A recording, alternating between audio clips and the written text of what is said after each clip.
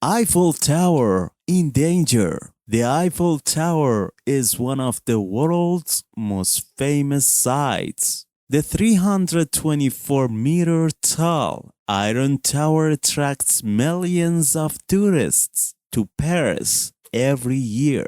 It has been an iconic part of Paris' skyline for 133 years. However, it is showing its age. Engineers recently conducted a survey of the monument. They found that its metal is full of rust. They said it is in a poor state. They added that if its designer Gustave Eiffel was alive today and saw his creation, he would have a heart attack.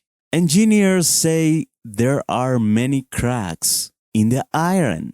The tower needs many repairs. A 2016 report on the tower stated there were 698 faults on the tower. These were serious enough to put the tower's long-term future in doubt. Construction of the Eiffel Tower started in January 1887. It opened to the public on the 31st of March 1889. It was built to celebrate the 1889 World's Fair in Paris. Builders needed 10,100 tons of iron to make the tower. It was made from 18,000 sections and 2.5 million rivets. The original plan was for the tower to be taken down after 20 years. However, the French government changed its mind and kept it in place.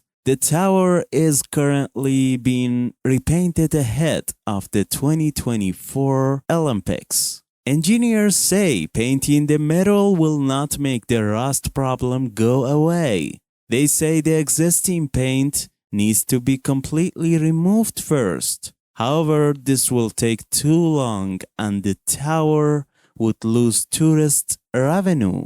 Goodbye. I hope you like it. Please subscribe my YouTube channel.